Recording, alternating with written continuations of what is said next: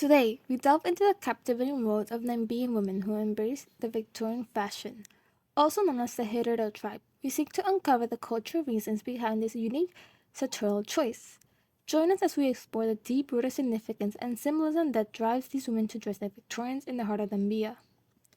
Namibia, a country known for its diverse ethnic groups, vibrant heritage, and provide a rich tapestry of cultures and traditions. Within this cultural mosaic, Namibia women have found inspiration in Victorian fashion, blending their own cultural heritage with the elegance and grace of the Victorian era. The cultural significance behind the Namibian women dressing like Victorian is multifaceted. It represents a unique expression of identity, a celebration of cultural resilience, and a symbol of empowerment. As the Namibian woman states, our fashion choices reflect our deep connection to our Namibian roots and our desire to honor our ancestors, cultural heritage while embracing the elegance and the refinement of another era. So, what were the influence for these Namibian women to dress like formal handmade dressings? The Victorian influence of the Herero tribe is indeed a direct result of the 19th century colonialism in Africa. More sources online about the Herero tribe talks about the German missionaries and the colonists who came first to the country in the early 1900s and gave the Herero tribe men and women work in their house and on their lands.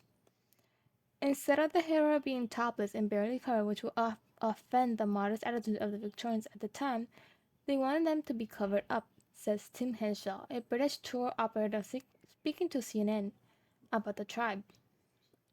But what most articles highlighting in this introduction about the Western dressing in Africa fails to mention is the part of a much darker piece of history, a tragic history of the first genocide in the 20th century. The victims, the Herero people. Soon after the Germans' arrival in Africa, treaties made with the natives were already being violated.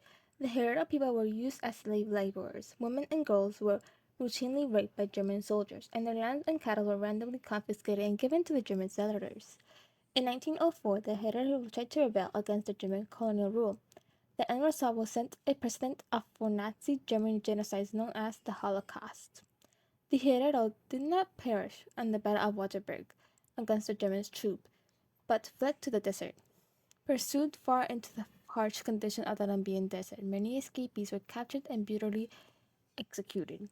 Those that made it far enough from the clutches of the German colonialists starved to death in the barren environment. Sources claim that the Germans also poisoned all the desert wells. Under the order of the ruthless general von Trotha, outsiders, mostly women and children, were sent to concentration camps. And such concentration camps on the nearby Shark Island registered an annual death rate of 86% for the Herero tribe and 227% for another imprisoned native tribe, the Nama. Not only were the prisoners subject to inhuman conditions and the foreshadowing of the cruelty that occurred in Auschwitz and the Nazi death camps, the African tribes were used as human guinea pigs and torturous medical experiments. Scientists used the illegitimate children of Herero women and German officers as test subjects for their race studies. Others were included injections prisoners with smallpox, typhus, and tuberculosis. The island wasn't called Shark Island for nothing. Every day when the tide was low, dozens of bodies were dumped on the small beaches. Later became food for the sharks that circled the island. Nutz Martin, a linguist at London Schools of Oriental and African Studies with a specialism in Herero tribes, attempts to explain why the Herero women still take pride in their Victorian dresses, influenced by the very same people that committed a genocide on their own people. This is part of the assimilation to European culture, and also in a part appropriation, a coming to terms with the overcoming of history and the colonial experience. You can see the variation of similar styles of dresses on African women throughout the world, and it's quite amazing to understand how much untold story, pride, and thought they were really behind the way of dressing. I suppose that is what you truly call wearing your heart on your sleeve. Going back to present day, in Namibian culture, the attire plays a significant role in expressing one's identity and celebrating special occasions. By blending Victorian fashion with traditional attire, Namibian women create a visual narrative to speak with their multifaceted identities, bridging the gap between the past and the present. Furthermore, dressing in Victorian-inspired fashion has become a source of empowerment for the Namibian women. It allows them to reclaim their agency, challenge societal norms, and